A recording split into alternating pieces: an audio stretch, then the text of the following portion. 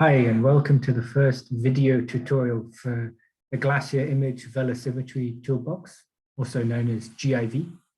My name is Max van Victor Vries. I'm a PhD candidate to the University of Minnesota, and I'm the lead developer of this toolbox. And I'm going to be talking through a little bit of its capabilities in this video. Particularly, we're going to focus on just a quick start guide to running GIV for those of you who just want to dive into using it. I'm going to show you the speed at which we can generate results with this toolbox, and finally how it is really quite easy to use, that you do not need to know any programming to generate usable velocity results to inform a field campaign or also in education for a student project. So our objective here is that we're going to start with an empty folder. I'm going to set a timer going for 10 minutes. And in 10 minutes, I'm going to download satellite imagery. I'm going to pre-process these images. I'm going to run them through the GIV toolbox to calculate ice velocities. And then we're going to have a quick look at what those velocities look like. All that in 10 minutes. And the glacier that we're going to look at is Glaciar Perito Moreno, located in Argentina, in the southern Patagonian ice field, and we're going to download Sentinel-2 images of it. So let's get started. Let's start this timer. There we go. And let's get started downloading some images. So I'm going to download them through Sentinel EO browser. And I'm going to first download a JPEG image, which we can use to create an ice mask.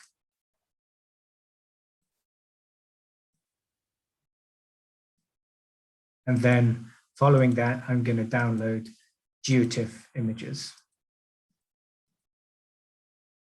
And set them to WGS84. And I'm going to download GeoTIFF images, as that way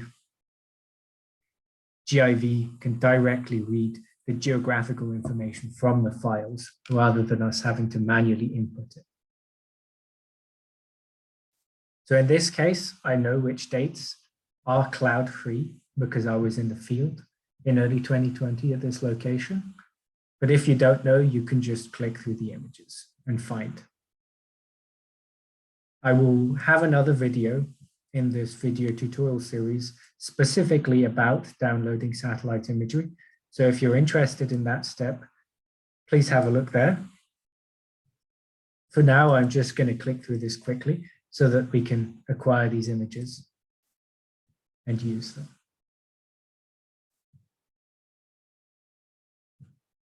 I'm going to download 4 images from different dates in January and February 2020 from this glacier, all of which are nice cloud-free days.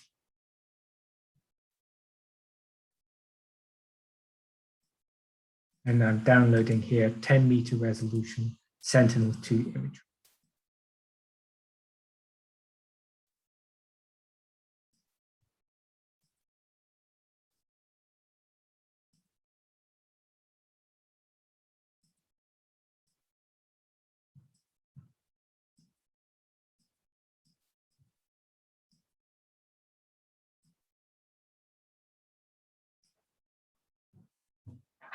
Okay. So now I'm going to go to my downloads folder and copy across the ones that have already been downloaded. What we're going to want to do is I'm going to rename the JPEG as save image. And I'm going to copy that. And the second one is going to become an ice mask, simply named mask. The other images, let me just get the last one, which has now been downloaded. Here we go.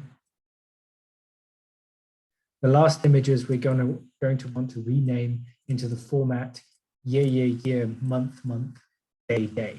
So say this first one is going to become 2020-01-01. Second one, 2020-01-31, and so on. There is a script to do this automatically, but for a small number of images, it's just as practical to do it manually.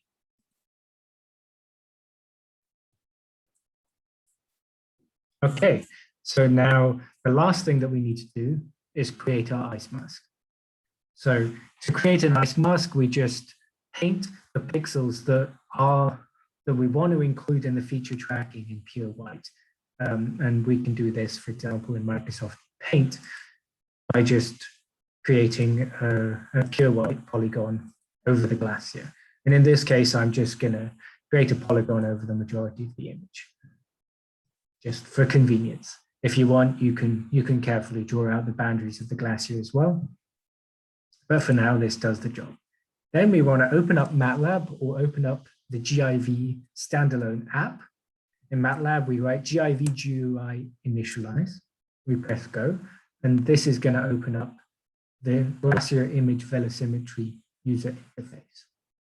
The first step, once we've opened the user interface, which will look like this, will be to select the folder in which the images are located. So here it was in the desktop, and it was named 0 to ice flow. So we don't want to open the individual images, just the folder. So we select that. And finally, I'm going to change one of the advanced inputs here, the date options. I'm just going to set the date from 2019 to 2021, just to make sure that I'm bracketing all of the images. We can be more careful there. I'm going to leave the GeoTIFF input as yes, as these are GeoTIFFs. I'm going to set the temporal oversampling to 3, which is the maximum number of images minus 1.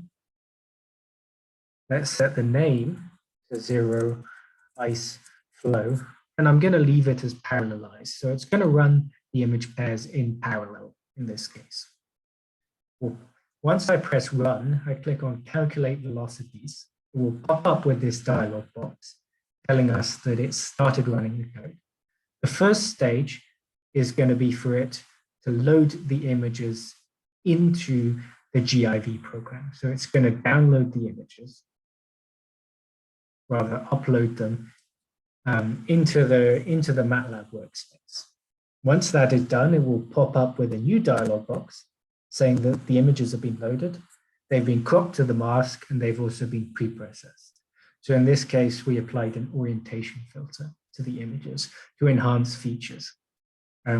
Keep watching the video series to find out more about these processing options. I'm also going to go back to the image folder while this is running. You'll see it will keep popping up with dialog boxes as it goes, but it's now created a results folder in the same folder as the images are located. And if we click into this results folder, we'll see that at different stages throughout running the code, it will create backups of the image file. So here we named this run 0 ice flow. And inside that folder, there's another folder named initial data backup, which is backing up the data at different points during the run. There we go. Now, this timer will tell you how long you have to run if you have more than one single step. In this case, it's just run them all immediately. And then it's going to start saving the files. As I said, keep watching this video tutorial series to learn more about the specific steps. In this case, we're just going to very quickly check that the model did indeed generate velocities from these images. So we're going to go into data figures images, which is where it will save PNG images of the results. We're going to open this up. We're going to have a look at what these look like. So they'll take a little bit of time to all be saved in here. So we may want to refresh this. Here we go. They're starting to be saved in here. I will give it a second, and let's just check the timer to see how long that took. So we've now started saving the images. So the velocities have been generated, and that only took 8 minutes. From the moment we started downloading the satellite imagery to the moment we can start looking at the results. It just shows you the power of this method for very, very quickly having an overview at the velocities of a glacier. We can see here that it's going to first plot the velocities, then it's going to plot the flow directions. And let me just open up the median velocity, which is often the best velocity map for the whole time series. And we can see that there's a little bit of noise in there because we only used a fairly small number of images, but we can see that there is a fast flowing central trunk of this glacier with the most rapid flow over it at the carving front up here, with flow of about 800 meters a year, up to maybe 1,000 meters a year at most, with much slower flowing margins. And if I go back to the original, let me just give it 1 second so that I can open up a flow direction plot as well. And then I will open one of the original satellite images as well, so that you can see with some reference points how it actually looks. Okay, I opened the flow direction. Now I'm just going to go back to the original image. So we can see that the flow direction is about between 45 and 100 degrees. So primarily in this direction. There's our timer going off. So that's our 10 minutes. I will just take an extra 30 seconds to show you the original image so you can see that these are indeed good glacier velocities. They may not be perfect. We could probably produce better results if we spent a few more minutes tweaking the parameters. However, they are perfectly usable glacier velocities. And we did that in less than 10 minutes. So let me just open the save image so that you can see with some reference point. So this is our glacier. This is Perito Moreno Glacier.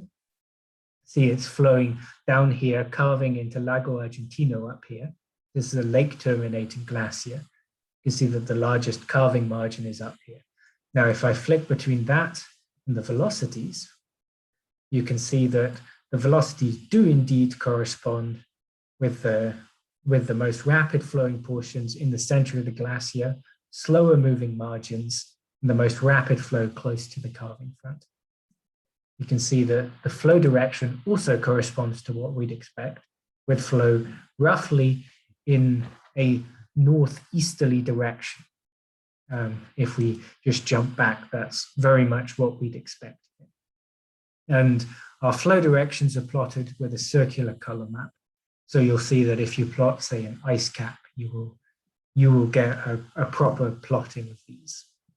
Okay, so now that you've seen very quickly how we can generate usable velocities and plot some nice figures of these velocities using the GIV toolbox, please keep watching to find out more details about specific points. Thank you.